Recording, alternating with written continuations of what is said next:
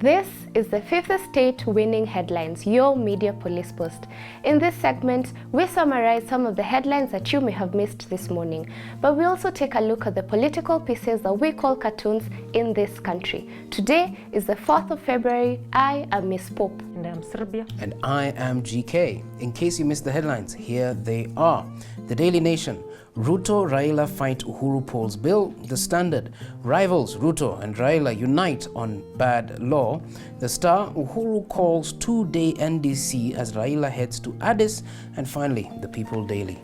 Move to change elections law evil, says RUTO. So before we comb through the headlines, we shall give you the three-part criteria that we use to judge them for you. We ask ourselves these questions. Is the headline topical or speculative? Is it repetitive or groundbreaking? And finally, is it thoughtful or just plain lazy? So what do you guys think of today's headlines? Three of the headlines are talking about the same thing, right? Yeah. The bill, just one. The bill? Mm-hmm. Yeah, is talking about the NDC. Yeah. Mm-hmm. The three, I think we will just wait and see. Yeah, it seems like it's a work in progress. Yes. I think as more time comes, things will unfold. The Star, I feel like it's just news. I don't feel it's giving any, it's not groundbreaking, it's just news. I think also RUTO is very happy with his headline, seeing he's a master of reverse psychology, you know, just giving us a background of acceptance, conditioning our minds to, you know, to see that he's the true winner of the election by saying that the deep state is incapable of stealing his victory. So what do you expect from that? Okay, so is there any headline calling your fancy, or we can toss them all? I think we can toss them all. Okay, Yes. So we have no winning headlines. So who's giving us our first story today?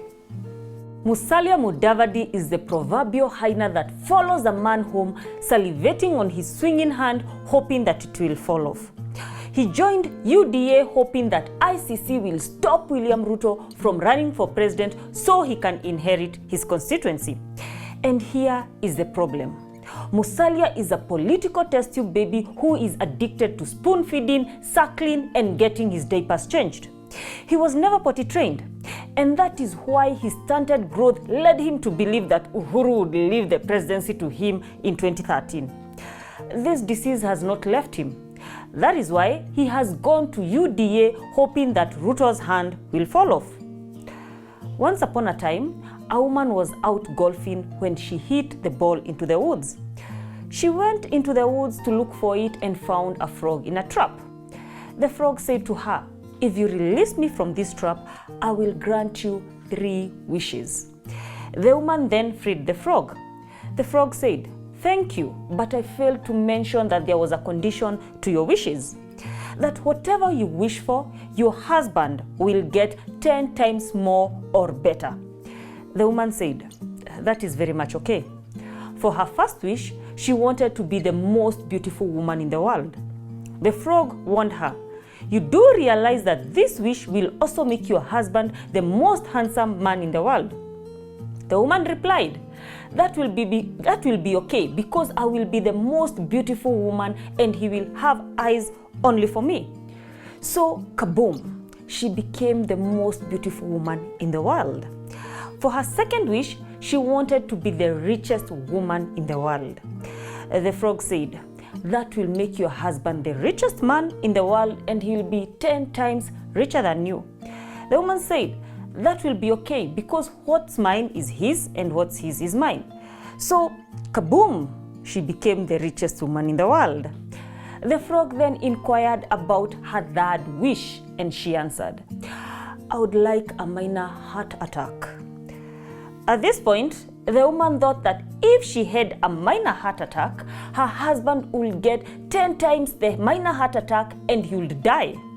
This way, she would inherit all his riches, which are 10 times what she has. What she did not pay attention to was the word minor. If she had a minor heart attack, her husband would have a heart attack 10 times minor, which means his heart attack will be a simple palpitation or heartburn. And this is the case of Musalia Mudavadi. He joined UDA expecting Ruto to have a massive heart attack called ICC so that he can inherit UDA. But just like the wife in the story, his fate was sealed by his greed. Figure the rest out. If you don't get it, forget about it. I have always wondered, at what point does a person realize that they have been conned? And I ask this because the greatest friend of a con artist is a lack of knowledge. You must be careful who you trust. Even the devil was once an angel. And the number one rule of conmanship is to find someone who wants something for nothing, and the conman gives them nothing for something. And this is the story of Gemma and William Ruto. Ruto wants everything for nothing. Gemma will give him nothing for everything.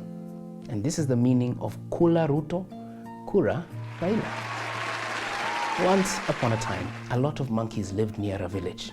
One day, a Kikuyu merchant came to the village to buy these monkeys. It was election time. He announced that he would buy the monkeys for 10,000 shillings each. The villagers thought that he was as mad as the village madman. They thought to themselves, how can somebody buy stray monkeys for 10,000 shillings each? Still, some people caught a few monkeys and gave them to the merchant. Those people were from UDA. And true to his word, the Kikuyu merchant gave them 10,000 shillings for each monkey. Within moments, the news spread like wildfire, and more UDA people caught more monkeys to sell to the merchant. After a few days, the Kikuyu merchant announced that he would buy monkeys for 20,000 shillings each. Even the lazy villagers now ran around to catch the remaining monkeys, and they sold them for 20,000. Then the merchant announced that he would buy monkeys for 50,000 shillings each. The villagers began to lose their sleep. They tried their best, but only managed to catch 6 or 7 monkeys. But true to his word, the Kikuyu merchant gave them 50,000 shillings for each monkey. The villagers were waiting anxiously for the next announcement. Then the Kikuyu merchant said that he was going to Dubai for a week, and when he returned, he would buy monkeys for 100,000 shillings each. He asked his employee to take care of the monkeys that he bought. The merchant left, and the villagers were very sad as there were no more monkeys left for them to sell. Then a Luya laborer called Wafula from Mudavadi's party told them that he will secretly sell the monkeys for 70,000 shillings each. This news spread like wildfire. Since the merchant would buy monkeys for 100,000 shillings each, there is a 30,000 shilling profit for each monkey. The very next day, the villagers made a queue near the monkey village. The Luya laborer called Wafula sold all the monkeys for 70,000 shillings each. The rich bought monkeys in big lots. The poor borrowed money from Fuliza and also bought monkeys. The villagers took care of the monkeys and waited for the Kikuyu merchant to return from Dubai and buy the monkeys for 100,000 shillings. But the Kikuyu never returned. Even Wafula from Mudavadi's party, who sold them the monkeys, had spirited away. The UDA villagers then realized that they had bought the valueless stray monkeys for 70,000 shillings each and were now unable to sell them. And this is the meaning of Kula Ruto, Kura Raila. Put simply, the Kikuyu merchants are buying monkeys from the UDA hustlers. What these hustlers do not know is that on August 9th, these Kikuyu merchants will disappear to Dubai. Because Ruto wants everything for nothing, Gemma will give him nothing for everything. Kula Ruto, Kula Raila. Today we would like to give a Mutumba prophecy to William Ruto, and we wish him a happy Dubai Day. Bwana asifiwe. We have been to the mountaintop and gazed yonder in the horizon, and we have seen 2022. You, Mr. Ruto, you will marry your mother and you will kill your father. And that is the Mutumba prophecy. Once upon a time, there was a man named Oedipus. Born to a king and queen, he was exiled at birth because of a prophecy foretold that he would kill his father and marry his mother. Terrified at this prospect, his parents abandoned him in a forest. There, he was found by a shepherd, and taken to another kingdom far, far away. The shepherd and his wife raised Oedipus as their own, and Oedipus never knew any better. As Oedipus grew up, he became curious of his future. Seeking to know what his life had in store for him, he went to an oracle and asked about his life ahead. This oracle replied that Oedipus was destined to kill his father and marry his mother. Desperate to avoid this fate, Oedipus ran away, and he ran towards the kingdom of Sugoi. As he fled, he met his real father, the king, on the road. But they did not know each other, for the king believed the son he had abandoned in the forest as a child had died. Unaware of their true identities, they began to fight, and Oedipus overpowered and killed his real father. That fulfilled the first part of the prophecy. As the law would have it, if you kill the king in battle, you naturally became king. And so, carrying the mantra with him, Oedipus was now king. And so, he went to look for the queen, the woman who would become his wife, although she was his real mother. Many years later, Oedipus visited the oracle again. He accused the oracle of lying to him regarding his future. But in response, the oracle said that she had not lied. She informed Oedipus that he had in fact killed his father, the man he met on the road to the kingdom of Sugoi, and the woman he inherited as queen and married was his real mother. The prophecy given to Oedipus had come to pass. He was devastated beyond. He gouged his eyes and ended his useless life. When the mother learnt about this story, she hung herself in disgust. And this is the William Ruto Mutumba prophecy.